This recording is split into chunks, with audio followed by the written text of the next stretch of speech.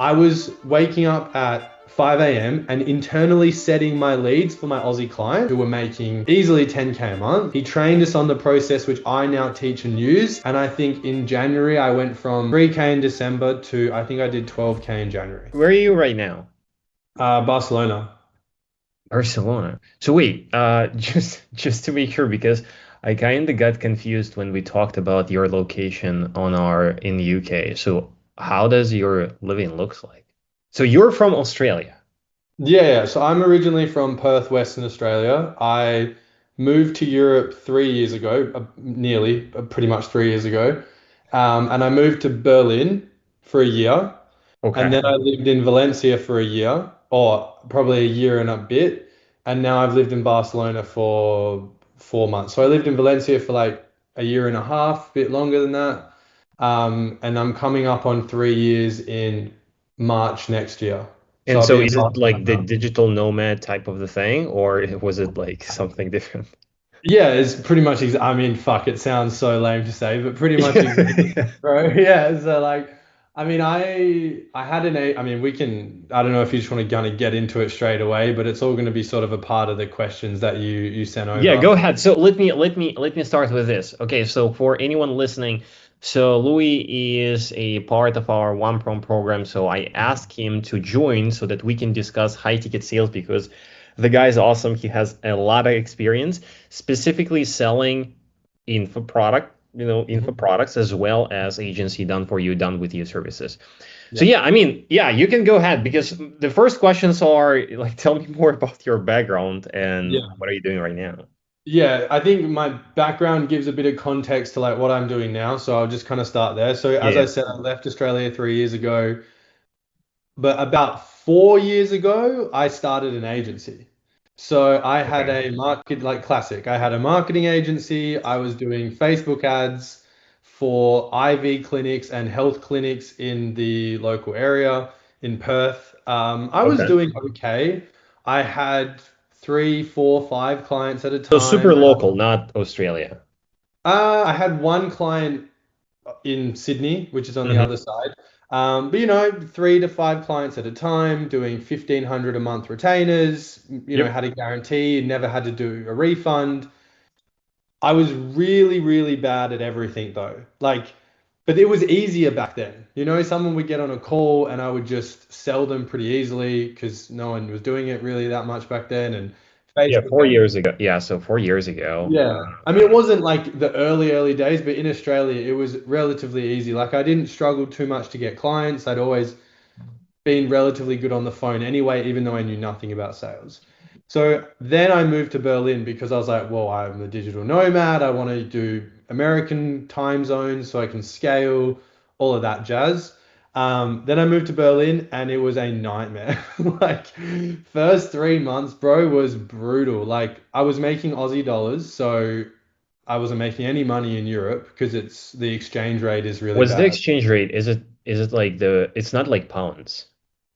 So No, it's so like more than one is so 50 or 60 cents in euros is 1 Australian dollar. okay, okay, okay. So it was Yeah, yeah, expensive to live. yeah. And through my agency and kind of working part-time every now and then for my parents, like I'd saved up 30 grand or something. No, a bit less, maybe 20K Aussie. Hmm. So I moved to Europe. I was living and surviving on my agency, but like I was trying to scale and I couldn't actually cold call very well because I kind of got easy clients in the beginning because no one was really doing it in that niche. Um, and I was struggling. So for the first 3 weeks, I was like struggling really hard, and I'd been watching Charlie Morgan for a long time, Okay. right? So this is kind of how it all ties in. But bear in mind, like, and I don't want to hide away from any of these facts. When I moved to Europe for the first few months, I was like crying myself to sleep. I was breaking out with acne again.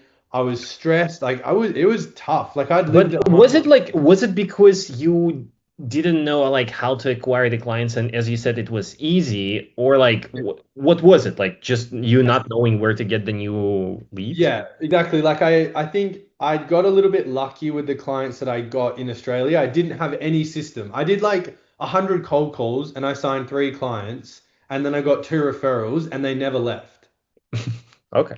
I just got lucky. Like I don't know, 100%. Um, so when I actually didn't have any systems at all Yeah, when I moved to Europe. And I kind of knew that, but I got kind of hit in the teeth. So within the first 3 weeks, I bought EasyGrow. I got on a call with Charlie, with Oscar at the which is time. for the context for anyone doesn't know. So Easy Grow is like the top program from the Charlie Yeah, Morgan. like definitely back then it was like the only program that was not advertised by fast cars and the lavish lifestyle, which I Yeah, never really resonated with. It was like Charlie has always been, I think he's maybe drifting actually a little bit more these days to that world. But in the beginning, Charlie Morgan was very much like Loom videos. This is how you grow a all the business. And emails. I was like, great, this is like really helpful. So I got on the call. I was warm as fuck. I already knew how much it cost because I'd done my research. I knew it was 10K and I bought on the first call. So it cost me about 15,000 Australian dollars, So it was right? kind of like all the money that you had or something. All the money and this is for everyone. You have to do that. You have to be an idiot and irrational. Like in the Yeah. space of 3 weeks, I basically one-way ticketed myself to Berlin and dropped all the money I had on a program.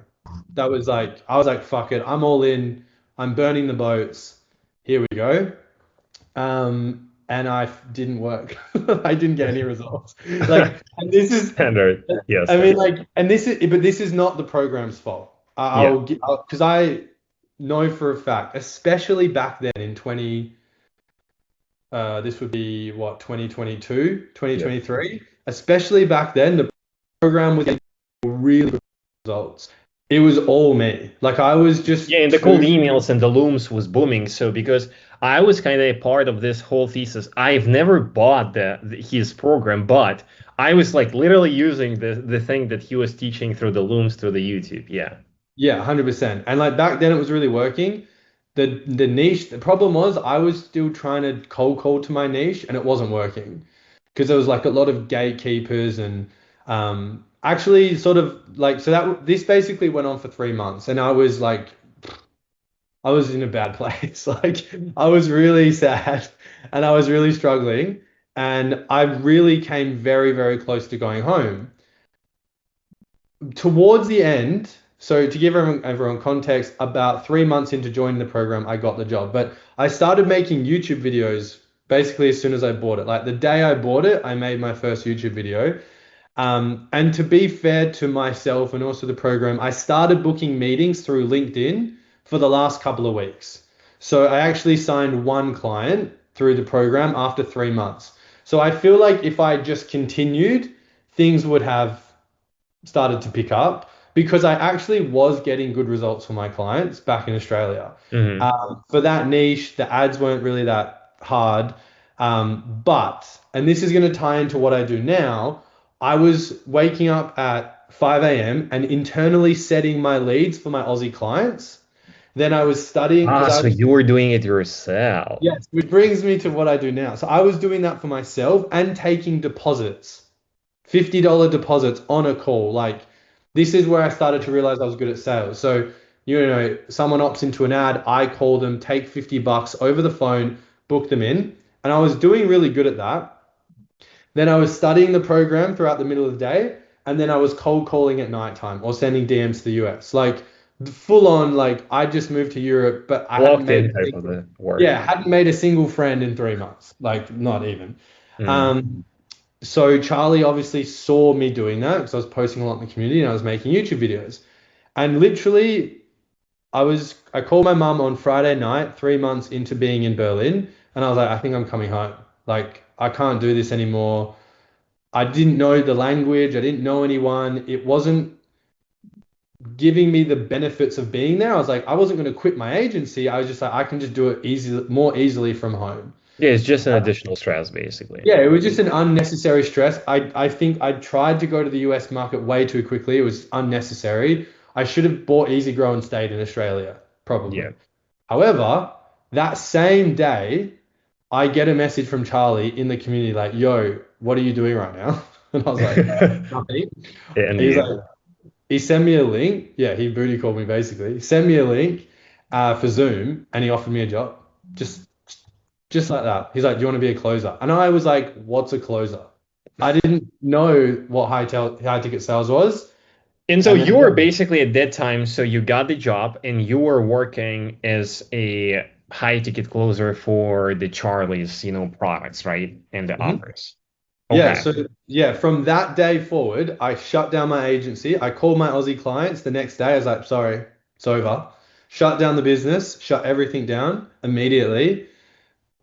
Now, I just want to, this is, I want to be very careful to like not be like, feel like I'm talking shit about the company and those guys.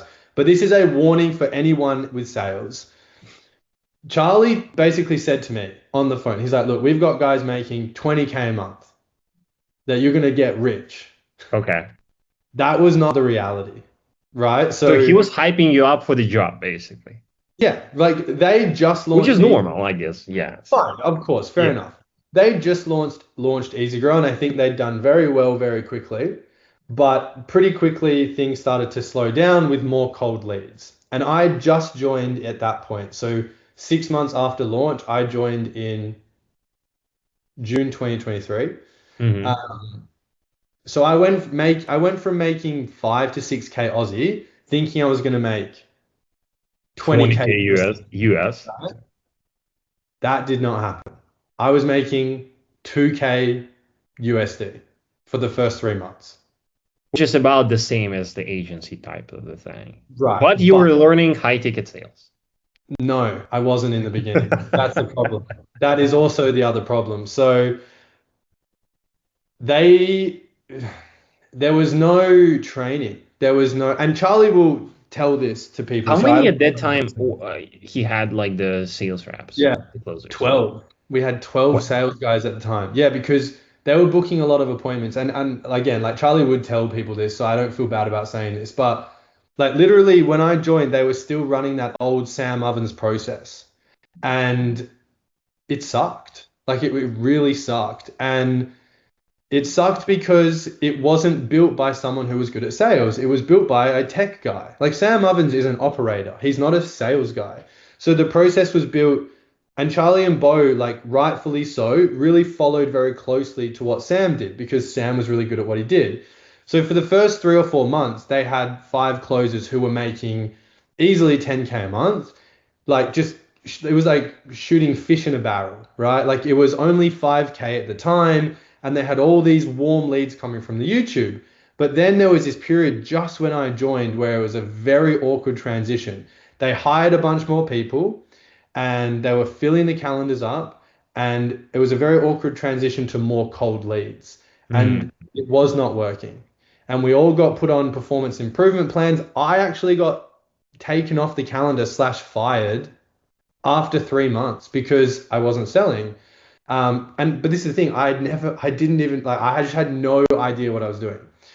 So I managed to get myself back on the calendar, and then in January of 2024, we hired a new sales manager who is actually an elite closer in the past.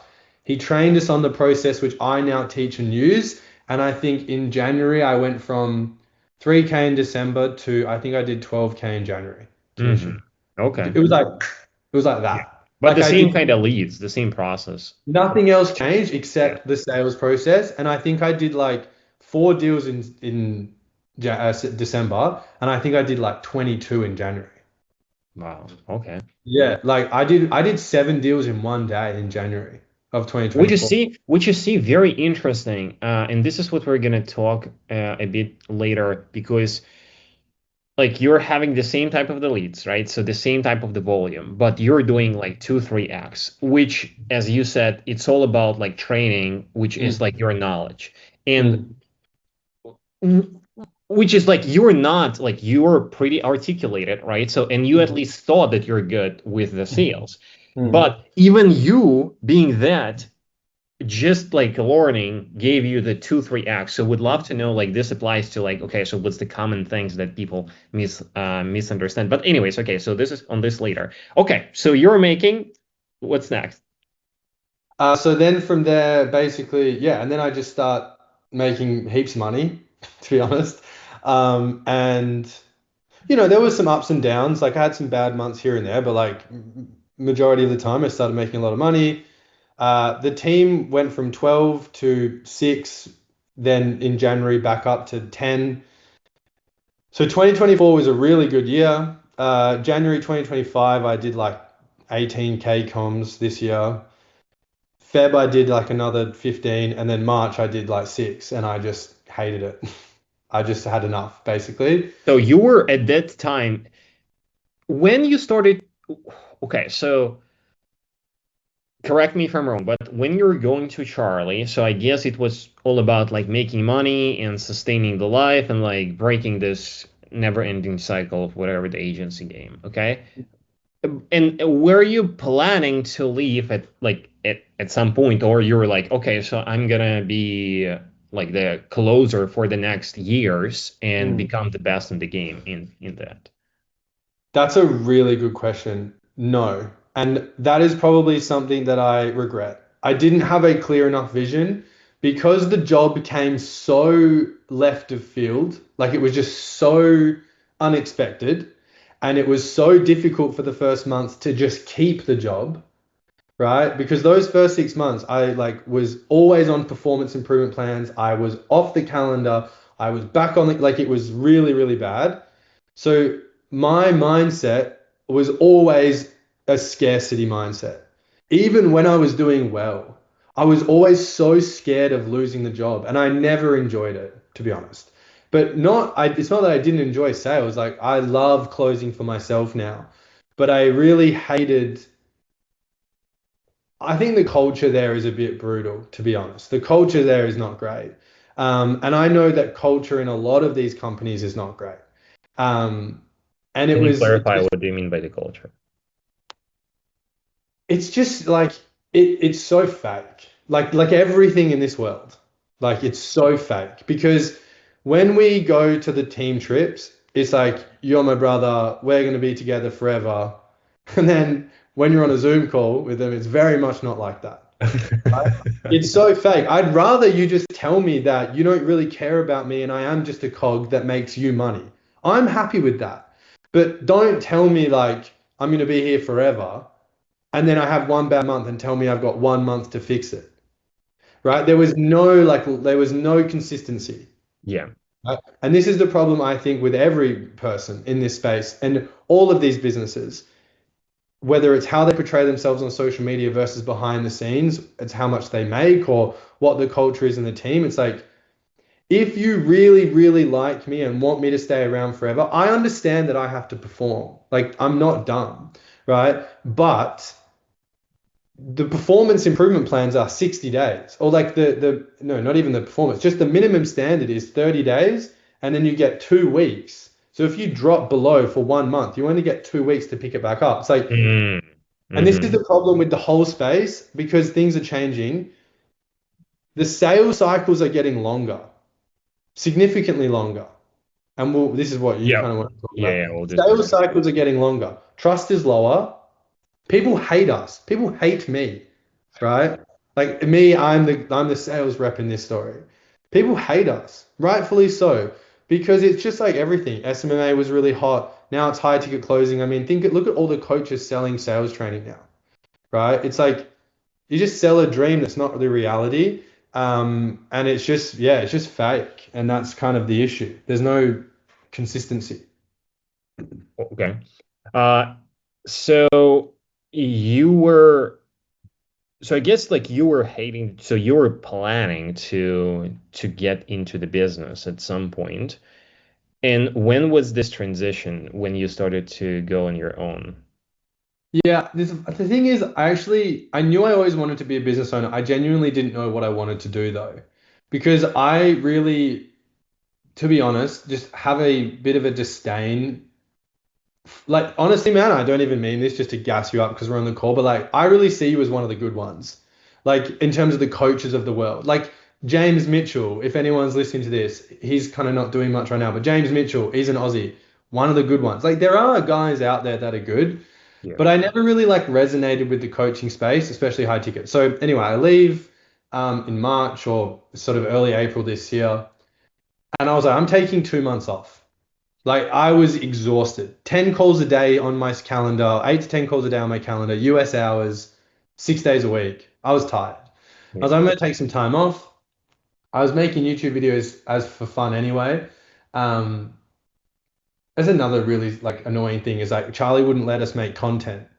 I mean, Oh, I didn't know that. Yeah, I I didn't. did because I had already done it, but like he hamstrung us, and I'll say that publicly because that was pretty shit, right? Like that sucks. So I was kind of hamstrung. I was lucky that I'd kept it up with non-related topics, but I made a video about leaving and it kind of popped a little bit. And I was planning on taking 2 months off, and I got three DMs within in the first week being like, "Yo, can you coach me in sales?" And I was like, "Fuck!" Like I would be an idiot not to say yes. So within a week of leaving, I had three clients and I was back straight away into one-on-one sales coaching.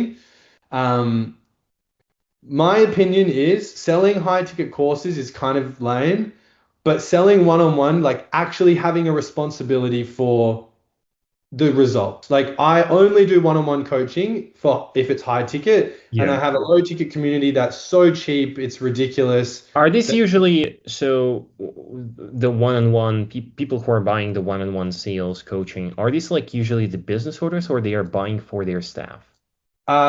Well, it's mainly agency owners, and I don't have any one-on-one calls at the moment because of the thing we're doing now, but mainly mainly business owners, like agency owners. But Hmm. also I did some sales management for a couple of people, and that like I built sales teams, which was where I thought I wanted to go. I thought I wanted to become a sales manager or a fractional sales manager, but I did it twice, and I was like, this sucks. Like it's really not that fun. Um, because you have to be responsible for other people and them doing work, and that's a nightmare. Yeah. So yeah, I scaled that up to like this was basically in April until sort of last month. I kind of had my last client finish. I scaled that up to like 15 clients at its peak, ranging anywhere between my first few clients were only paying me 1,000 a month, and then some were paying me upwards of 3K a month, Yeah. right? So I was making good money with it. But again, I was trading my time for money. If you're getting into sales or whatever, like you're thinking about closing and you listen to some guru tell you you're going to have control of your calendar, that is absolutely not the case. Because the better you are, the more calls they want you to take. Which is obvious. I mean, Right, yeah, you're obviously, making but the people money. seem to Yeah. not fucking understand that, right? So that's what I really hated. And I just didn't, I loved my one-on-one clients and I love doing one-on-one coaching. And probably when I get rich, I will do that more for fun again, but less volume. It was really, and I really loved it. And I But got it's people. independent. You're yeah, so Yeah, it's but I had to always be there. And there was some things that happened when I was moving to Barcelona and I was really sick and I couldn't just have a day off. You know, I had 8 hours of one-on-one calls. I was like, fuck this. Um, so yeah, I met my business partner, Carlos, who actually wanted to get one-on-one coaching from me. I met him. I was trying to teach him how to sell. He's a tech guy. He knows you. He's a part of this world, which is how we got introduced and how I came into 1Prompt. Um, he's an AI software. He's a software engineer who worked for PwC doing AI integrations. And now we've started a new company called Luna Growth. And now we're basically, this is where we are in the story. sure. So right now, just to clarify before we go into the sales tactics and stuff. Yeah. So right now you are with Carlos, so you guys are, doing AI for businesses, Mhm. right? Correct. And so do you specifically focusing on the setter part of the sales cycle? Yeah. So EasyGrow has shit leads, right? Like EasyGrow gave us Because you really. said they started to transition to the cold more over the Yeah. cold. So like the two things in my life that basically the catalyst for our solution is that I used to have to internally set leads for my agency and it was a nightmare, right? And then we had really shit leads at EasyGrow. And I was like, someone has to build something that makes this easier, right? Like this can't be like this. Yeah. But when I met Carlos, he was telling me about like voice AI and blah blah blah. So I was like, well, fuck, we could solve a lot of problems by just having this automated with an AI that sounds human. And that's what we do. So whether you're an agency who's capped because you can't set any more leads and you don't want to hire a team in like the Philippines or whatever, which is very common. And No shade to those countries, but they're really kind of bad. Like it's really hard to find like a really good setting team. Um, you can use Olivia. Her name's Olivia. You can use Olivia. Or if you're like a coach or whatever and you've got a lot of leads coming in, like we did at Easy Grow, Charlie paid someone called Jan who triaged every call eventually. But that's like a, 50, $60,000 a year employee, right? And his only job was to qualify leads. And Jan was a unicorn. He worked 250 days in a row.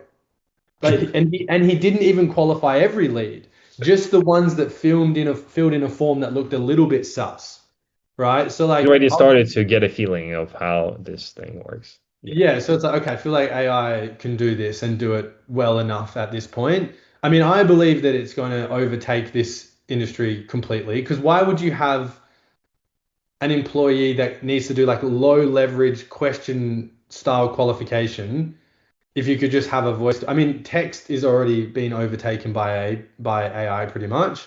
So voice will as eventually do that, I imagine, and it's the bet I'm taking. So So I would want to know your opinion about the nurturing and education part of the sales cycle, because this is what you kind of already mentioned, that mm, sales cycles are getting longer and longer. mhm, Because this is what we see, and this is why we're kind of all in on our, self-selling webinar, but webinar mm, in general, right? So it's like it's the same thing applies to the workshop funnels or mm, whatever. So where you're, educating people, but not only that, which is like webinar could be like 1, 2 hours, or the workshop could be like multiple days. You're also having like the AI or human, it doesn't really matter. We are having the AI who is engaging with people before the webinar, nurturing them, building the connection. So, like, I would love you to expand on the fact, like, what do you see as the difference in the closing rate? Because you're coming from this world of like, okay, so you're on the call with the prospect trying to close him, like the lead being kind of cold, or maybe just watch the VSL versus like already the lead already went through your sales cycle. mhm. Yeah. So all right, if we take like a spectrum and say like a cold lead is like, let's just say 0 is like the coldest lead possible. So they've just seen an ad and they're on a call and they haven't looked at anything else. And a hot lead, I'll give in context for me, is someone who watched Charlie's videos, watched the VSL, also saw my YouTube videos, and we had a conversation over WhatsApp before the call. Yeah, yeah. Honestly, I'm not even joking, 100%.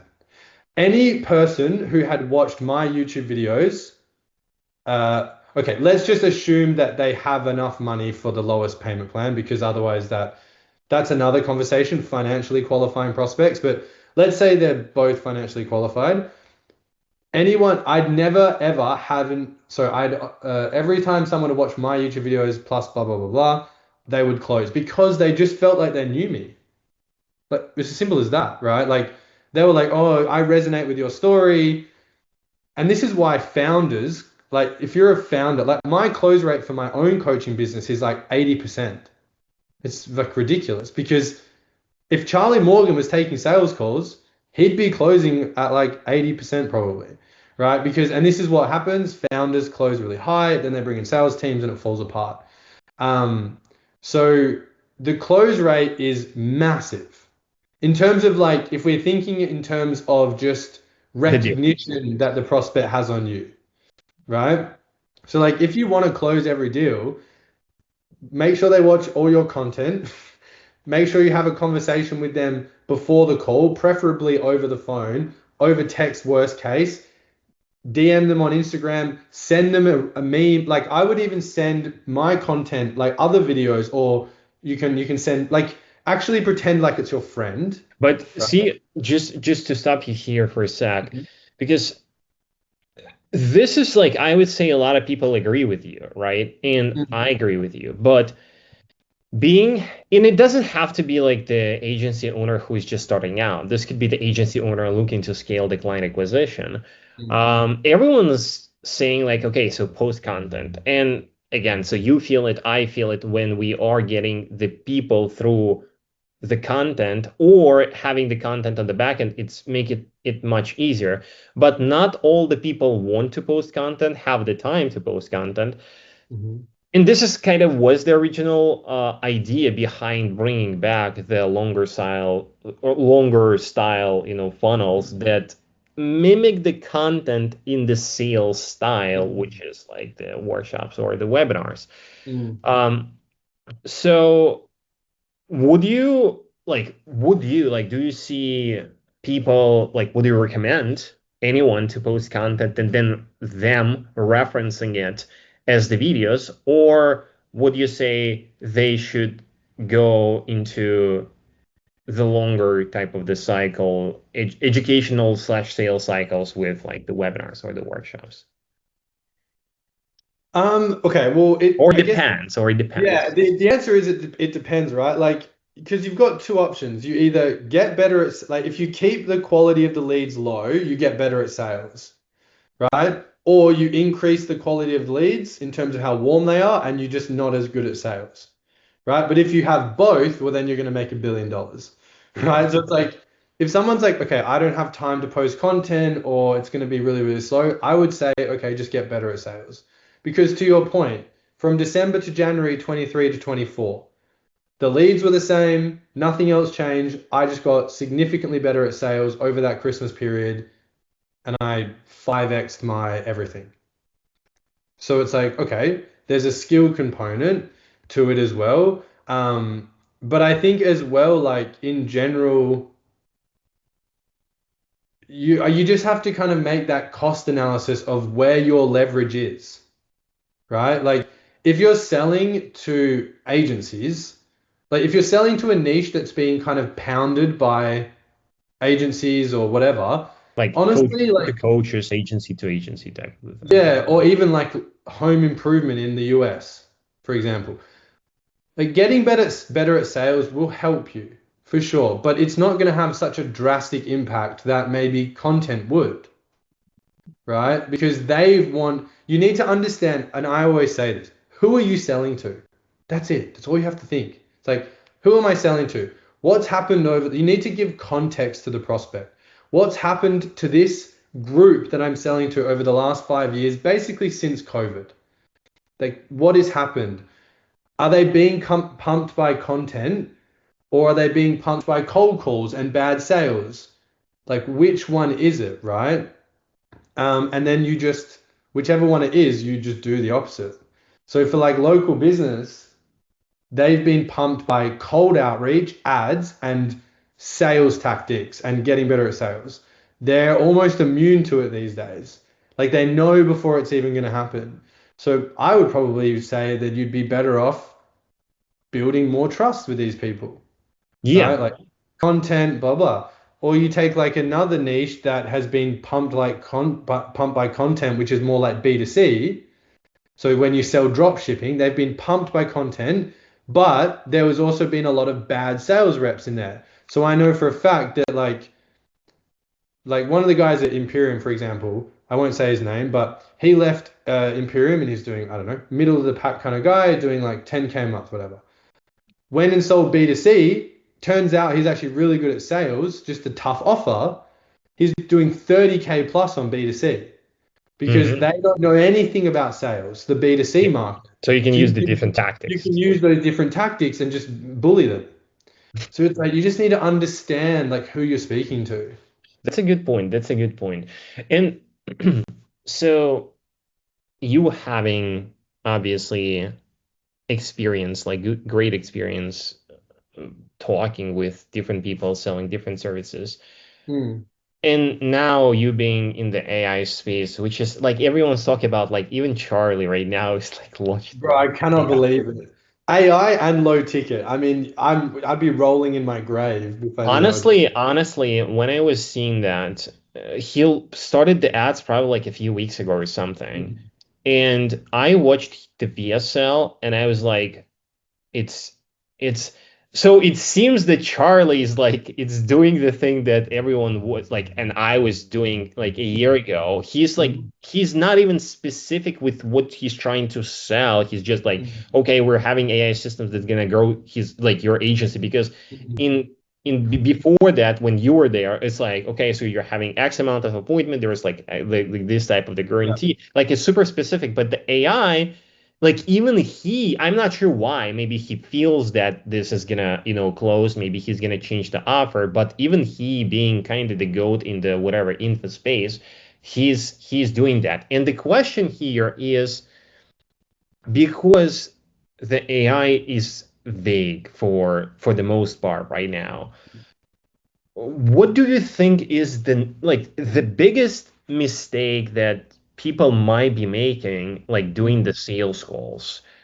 Which is like, of course, like knowing your prospect. This Mhm. is like a big one, but Yeah. if you, yeah, And so, yeah, when you obviously sent me the questions you kind of wanted to go over today, you put in brackets like not the obvious one. yeah, not So the I think, obvious one, yeah. yeah, and I think like I was sort of thinking about this, and everyone bear in mind, I am attempting and growing, and we've got a few clients, things are going okay, to build an AI business.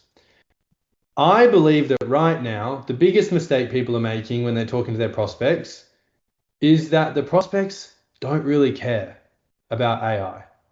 Like, I just don't really think people give a shit, to be honest, right? Like, and I'm not even talking about like sell the outcome.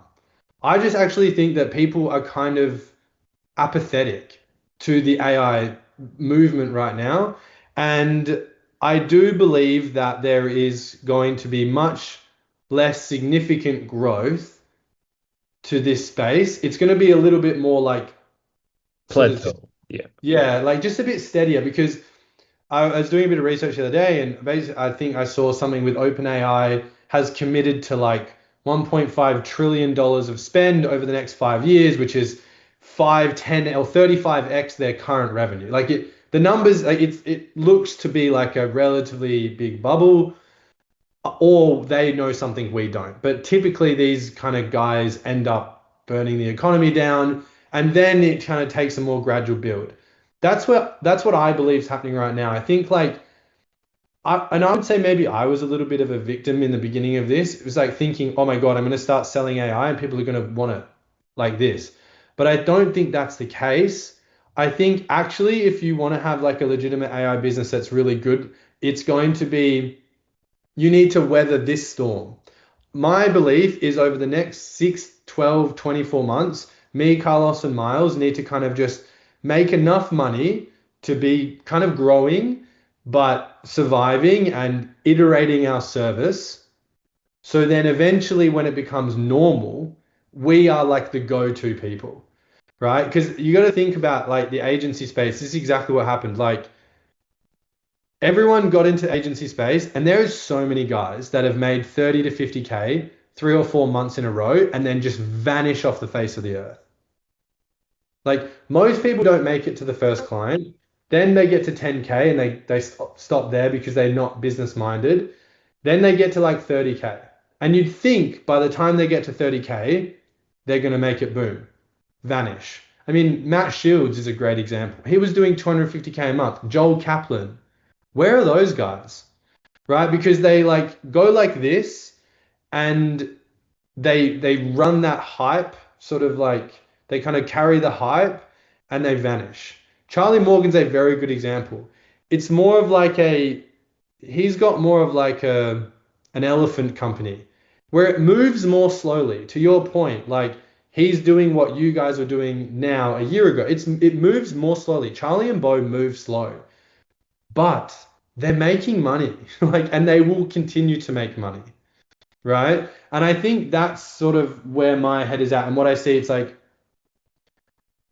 don't expect to kind of like come, or at least in my opinion, but it's like this expectation that you're going to come in and just because you're selling AI, you're going to close at 50%. I just don't believe that's the case. It was the case. It was the case Or before. maybe it was the case before, Yeah. yes, for sure. But I think like what we saw was that sort of like, oh, but what everyone thought we went from here to here, we've actually just gone from here to here, and now it's gonna like plateau a little bit It more was stable. it was honestly the overspend. Look, so the amount of times that we charged our clients like 5 to 8K for the AI SDR that is like sending cold emails through the Yeah, instantly with the like it's ridiculous. yeah, Same thing with the just the AI reps engaging with the ads, yeah, right? Without actually running the ads and selling it either to the agencies that are yeah. running the ads or selling it directly to the businesses. So it was so much easier to do Mm, that mm, because people like honestly speaking, they were overspending. Like, yeah. sure, it worth like multiple 4 feet, but like the Mm, difference between like 3 to 4K to like 8 to 9K that we're mm, charging is huge, right? And I think you is a great example here because what you're focusing right now also with Careless with your guys' business is so you're not like creating a new service. You're not no. creating a new problem. So it's Mm, setting the problem being here forever and the mm. problem needs to be fixed. So you're just having a more efficient tool to fix this problem. Now, it's a really interesting point that you bring that up. I think what we are really focusing on, and Carlos has been very, very adamant on this fact, is like, and I'm sure you would probably agree, is and same with like Facebook ads, like the AI, the software or like the actual tool, right, is getting commoditized, right? So just selling AI, like think about SMMA in 2016 or 2020 or whatever. You could sell just Facebook ads for 3K a month, whatever. Yeah. Now people sell it for 500 bucks a month, 250 bucks a month because like the actual like product, the product variation of the service is commoditized. Same with like AI, right? The fact that Olivia can speak is cool, but like not amazing. But what separates the great agencies and us, I believe, is the process that the thing follows. So like a good marketing agency might have like the same ads as someone who's selling them for 350 bucks a month and they might sell for 3K a month. But it's everything that the agency does before, after, and in between for that business that makes them great. So this is why me and Miles, as sales guys who've done a lot of inbound, outbound closing the whole deal, we're focusing much more heavily on the words, the script, and how it makes the prospect feel.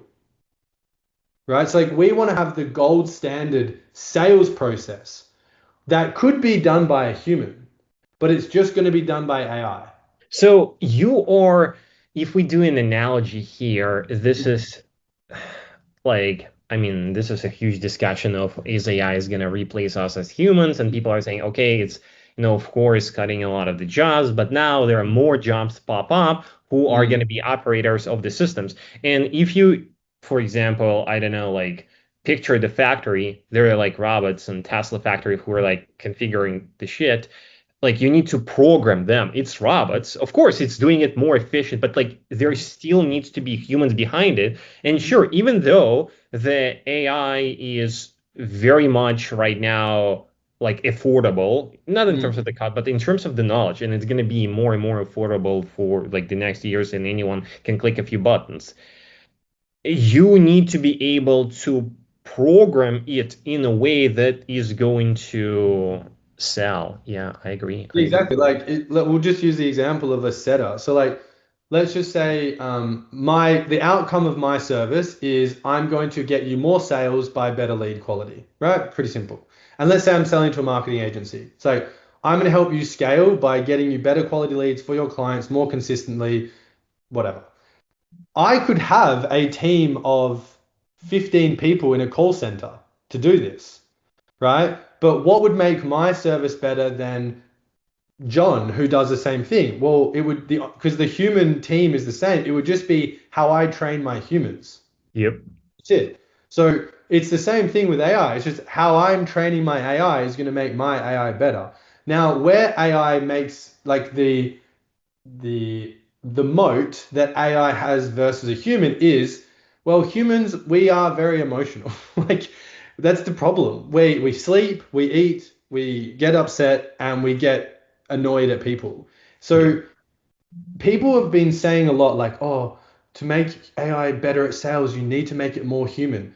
Absolutely not. The best closers that I know and I've ever seen are the least human people you've ever met. The guy who closed me into Easy Grow, shout out Oscar if you're watching this. The dude's an actual robot. Like he is basically an AI. Like he's a freak, and he would like probably find that funny, I hope.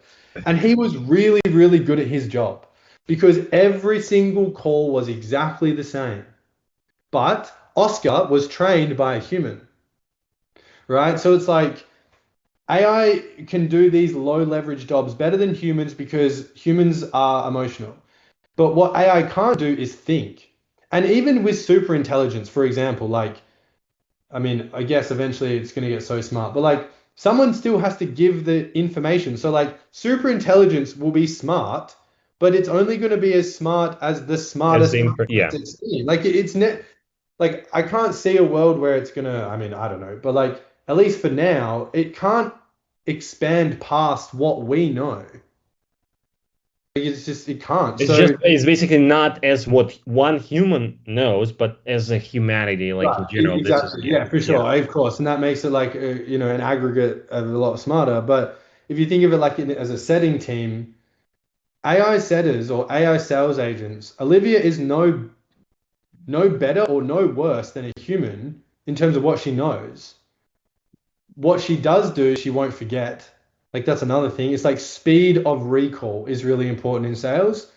And that's pretty much it. So we're Like the really mechanical parts are still important, like the never Yeah, like of course. sleeping. Obviously, you need Yeah, to yeah, have a good product, like, and that's why yeah. I went into business with Carlos because he's good at really, really good at building them. But yeah, like we're betting on the fact that it's like, all right, people are saying don't start this business or this business because it's going to be a software very soon. It's like, sure, it's going to be a software, but like, who's to say the guy who built the software isn't just some AI nerd who's never done a sales call in his life? And typically that's what happens. Like these really big softwares, they are built by guys who are good at building products. And that's fine, but the product isn't going to get your deal done. It feeling like it knowing how to react to like a real human emotion because the person who trained it has done 2,500 sales calls is what separates it. And interestingly enough, because we are as a part of our own client acquisition, we are running the webinars, Hmm. and we're running them kind of every week. And I'm A/B testing a lot of the presentations, and this is what a lot of like guys also do. So I'm gathering the stats on that. But for my agency, it's very clear where like I decrease the amount of AI words and the agent and the workflows in the presentation and more presenting it towards something that people already resonate with and something that they understand, and then introducing the mechanism only at the end, kind of reconfirming what I just said as a solution to the problem that I was picking up. Hmm. And for now, at least, this is what I see already. So we are having 20 to 25% difference, like 20 Hmm. to 30% difference in the booking rates. So closing Hmm. rate is the same, but in the booking rates after the webinar. So like, hey, like, if you're interested, like book the call. Hmm. If we are not talking about the AI, and the thing is that this is not enough stats on that, but probably it's going to be I believe this is going to be the case. Even the churn is getting up when you start talking about the technical things, because it's not because people don't understand or don't want to understand the technical terms. It's just that they already start to feel that it's fucking like another AI whatever, Yes. right? Now, the question that I wanted to personally ask you is, and if you have experience in that so that you can comment, the difference between the do-it-yourself type of the offerings and done with you versus done for you. Because sure, of course, like info products, the coaches, consultants, okay, so this could be like do-it-yourself type of the thing. So you're selling the course, you're selling the system, and that's it. And done for you is more like the agency game, but the agency owners can still do something, do it done with you or done for you, depending on what business owners are, where they are at, if they're tax savvy. So, like, what do you see in terms of like how the calls usually go, like how they are different, the sales calls when you're selling the done for you or like do it yourself done with you? Yeah, okay, cool. So I think the distinction that you're sort of making or the separation that you're pulling is done with you versus done for you. Done with you being a coaching program and done for you being like an agency model. And it's like, okay, how would these sales calls differentiate? Yes. The thing is, they don't. But what I think you're maybe alluding to or wanting to ask is, would you use like the same sales tactics for someone who's going to buy a course as someone who's going to buy done for you? And the answer is yeah, because if I'm selling a course to a 25-year-old, I'm going to use those sales tactics. If I'm selling a done for you service to a 25-year-old agency owner, I'm also going to use those same sales tactics. If I'm selling a course to a 50-year-old, I'm probably going to use different methods. Right, so it's less about what you're selling, but it's more about who you're selling to, which I'm always going to come back to. Because like there is some like I just really believe it's kind of the same. Like it doesn't really matter what you're selling. I think with a done for you thing, the only difference is you get an objection slightly different. So when it's done for you, you're going to get more objections on like, well, how can I trust you to do it? And done with you is how can I trust myself to do it? That's pretty much it in terms of like the difference. But like because when I was selling Easy Grow, I would have a call with a 20-year-old, and then the very next call I'd have a call with a 55-year-old. And it's like I'm not selling those two people the same, right? So it's the vehicle's not as yeah, go on. Sure. So then another question, which might be related, which is again, it's harder to answer and it's super like it depends. The answer is always it depends, but would love you to expand on that. Do you believe that direct guarantees, like X or nothing, like you're gonna get X or money back or not, like do you think that it influence the call as much as not having them? Because just to finalize the thought, because it's also about the math, right? So let's say you're responsible and let's say you're going to be making the refunds, okay, in the ideal world. So you're going to have a certain percentage of the refund that you need to deduct from your revenue versus not closing people if you're not providing any like guarantee. For the agency space, what do you think? For the agency space or the coach or both or coaching space as well. Let's do both. All right, because I think okay. I'll go with the agency space first. I think. Do I think you need them? No. Yeah, do you think you need the No. guarantee? No. So actually, let me explain the coaching phase first because it makes a little bit more sense. So the Easy Grow, the guarantee we have at Easy Grow was like arguably the most insane guarantee that had ever been on the space in the first few years. It was ridiculous. I feel like Hamosi did kind of fucked it up, but Charlie kind of really fucked up the guarantees stuff.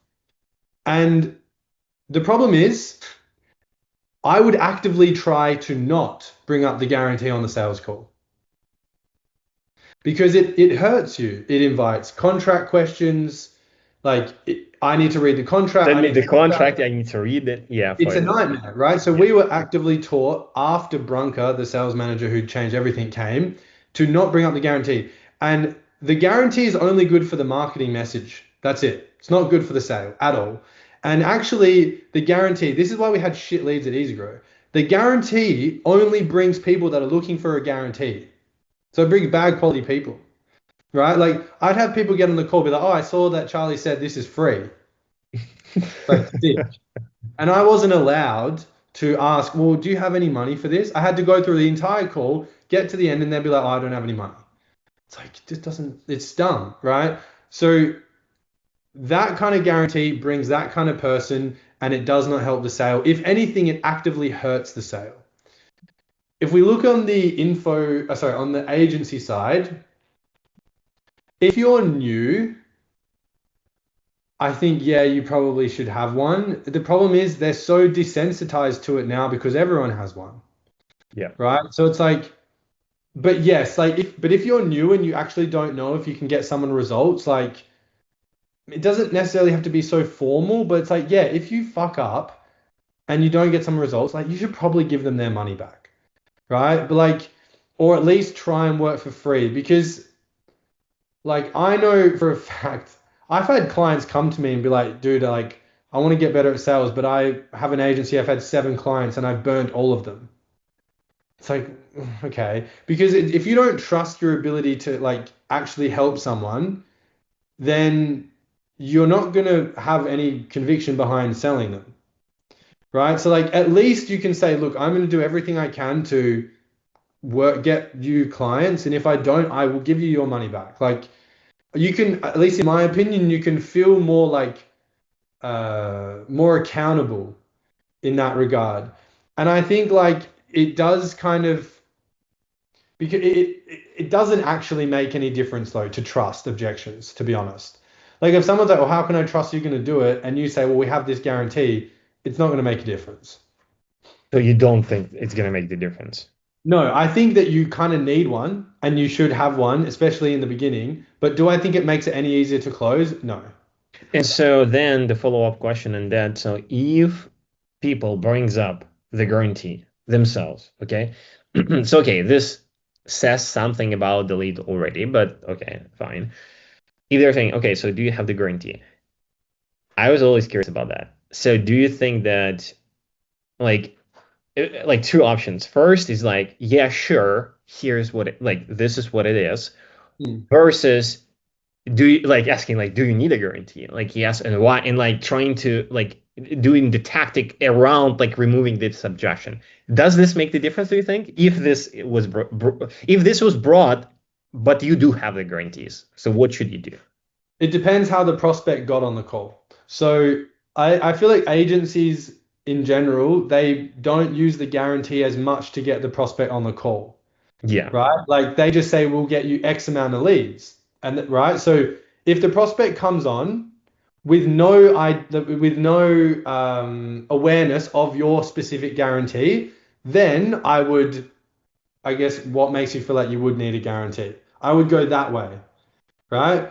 Because they're probably going to say, oh, well, I spoke to a bunch of other agencies or I worked with someone else and they had a guarantee. I wanted to see if you had one. Now you have an objection, right? So now you can handle that and then potentially share the guarantee with them. If you use the guarantee in your marketing message, which I don't recommend, you have to say, yeah, we do.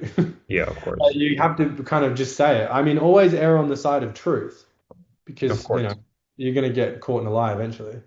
Okay, so I want to finalize with the last question. We brought this question on the UK. I think in the mastermind, someone asked you this question. Mhm. So, do you believe that you can potentially close anyone who is on the call with you with some sort of either the plan or the full term payment? So, can you blame anything other than yourself by not closing the contract on the call? And of course, again, as a clarification, of course, closing the contract on the call for the agency, it's like it's a different game. Like if you're selling the course, sure, you can get the cash on hand on the call, but like the agency sometimes truly need to Mm.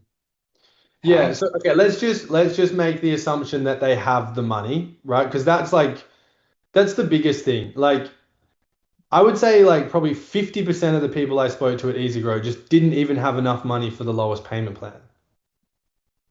So like what are you gonna do, right? And like so let's assume they have the money. Yeah. So 10% of people always buy, 10% of people never buy. right? So it's like the middle 80% is where you make your money. So like depending on, I would say like, yeah, Just to clarify, so 10%, you mean like basically 10% gonna buy regardless of the sales rep. I mean, if yeah. he's not, I mean, it's not entire, like that's not like, yeah, yeah, of course. yeah, but like roughly, Yeah, right? 10% of people, let's just say like, I would we're agree. gonna, Yeah. yeah, like 10% of people always buy, 10% of people never buy.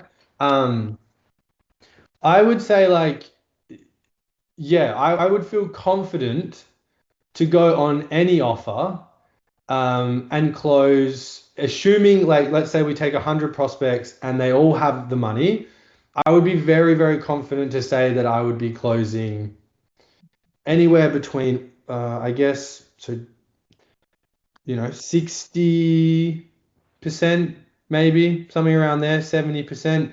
However, because if you do my numbers at Easy Grow, like literally 50% didn't have the money. So of 50%, I would close 30, 35. So that is about, let's get rid of the, like, that's how those numbers work out, Yeah. basically. Um, and that was maybe even some months would be a little bit less, 25, whatever, like within that range, right? And that was a very hard, like, that's a very sophisticated niche that's been pumped with Eman Gadzhi, Charlie Morgan, Joel Kaplan, Yeah. Max, whatever, Hormozy for a very long time, right? So, like, sometimes I go to bed at night thinking how hard everything is to do, and I think, man, it would be so nice to just sell B2C, to sell a drop shipping course to fucking idiots. But like, like just people that have no idea. Um, but at the end of the day, I want to be an entrepreneur, so I have to do the hard stuff at some point. It may as well do it now. Yeah, But primarily yeah, I B2B. think Yeah. like, I mean, for my coaching offer, like legitimately, I think I legitimately closed at 70%. Like it was in, but that's like, I wouldn't necessarily say that's a good indicator because they'd all watched my videos, they Yeah, knew so me by they name. were pre They're nurtured already and extremely educated. qualified leads because then it's like how qualified is it? Like how long is a piece of string is kind of like, but like, yeah, if you are good at sales, like you can make money for your business. I think every business owner, like if we say the best closer in the world is a 10 and the worst closer in the world is a 1, every business owner should aim to be at least a 5. But I think that most business owners are like a 2.5. Yeah, and then they can't even hire a good ones because they don't know how it should They be. don't know how to train them. They don't know if they'd be, I mean, fuck. One of my clients from Australia, he was selling this thing called Companio. Shout out Companio. If anyone wants an AI tool that basically writes copy for you, and he basically trains it on your voice. It's like, and then it can help you write copy. It's really, really good. Anyway, he's like a very successful ecom guy, has a really successful ecom business, had this idea, wanted to sell it. No offense, Matt, can't sell for shit. Like he hated sales. He hated sales. So we only worked together for a month, but because he just didn't really want to do it, the sales anymore. But we became friends, and we're still friends. And he would like bring on guys before he met me. He brought on a couple of salespeople, and like, bro, they were a 1. Like they were horrible. But he basically had been fooled by this 1 out of 10 salesperson because he had never had to do a sales call before. And that is so dangerous, right? Yeah, So so you next, think that your product is kind of bad. yeah, so he thought Companio sucked. I use it. People go to Companio. It's really, really good. Like it's unbelievably good. But he thought it sucked. So we worked together and he was like, dude, I don't want to take sales calls anymore. So I was like, that's fine. But the good thing was every time he came across someone to close for him, he knew what to look for. So that makes a big difference. This is the great ending. Okay, so I mean, pretty much it. These were all the questions that I wanted to ask you. Mhm. Thank you Yeah, no, for I answering mean, all of them. yeah, no, I think like to kind of wrap it all up, it's like if you're a business owner, like what is capitalism? You sell Good someone, start. you sell something to someone. Like, you know what I mean? Like that's kind of it. Like there has to be a transaction. So at a certain point, obviously if you're just doing ecom or whatever, it doesn't really. But even ecom, like what happens if you have to go and do a deal with a warehouse in China, or you have to go and do a deal with a another Like an it's still Indian emotion. company? Like the sales is all about convincing people in what you have to sell. It doesn't matter Yeah, how you're exactly. Like selling you it. just should know how to not even convince them, but you should know how to sell yourself. Yeah. Job interview, partnerships, whatever. Like all sales. Like, Relationships to the relation. wife. I mean, yeah. Like my girlfriend in our first few months of dating, she'd be like, "Stop selling me. Stop Wait, doing." wait. So did you see all this like reels and jokes of like the salespeople on the relationships of like when I want to break up? So can you expand on that? Yeah, yeah, 100%. I mean, like, I hope she doesn't mind me saying this, but like when we first started dating, because she would be at home all day listening to me take sales calls, and I remember one night we were like having a conversation about serious stuff, and I was basically like running Discovery, and she was like, "Can you stop?" And I was like, "Fuck." Uh, I thought it's a meme, so it's I guess it's a reality for the sales I mean, guys. it's just kind of like how I talk now, which is kind of funny, but I mean, I've always been a really like curious individual. But yeah, if you And it's just just sorry to interrupt you because uh, what I noticed, and people will also notice this. So you're like using, we're not on the sales call, but you're like using this similar tactics. So when they ask you the question, and I think you were thinking how to answer it, and you were reconfirming. So you were asking about like X, Y, and Z. So yeah, I mean, it's just I think it's good for anything, and even just the ability to come on and talk for an hour. Like yeah. to be able to talk, like I would literally talk to people 8 hours a day. Like that was my only job. So making friends, like in a new country, having more confidence, like calling, like there's a weird epidemic of people being afraid to like use a phone, like in our generation. It's like grow the fuck up. Like just little things like that. It really like increases your confidence and so yeah, I think it's a good skill to have personally, but obviously I'm kind of biased, but yeah. No, I agree. I agree. Yeah. Anyways, Luz, okay. Thank you for the call. It was Oh, awesome. It good, was a man. pleasure. Yeah, no, man. Thanks for having me on, and I really appreciate it. We'll chat All with right, you soon. beautiful. See you, man. Have a good one. Yeah, you too, man. You too. Take care. Bye.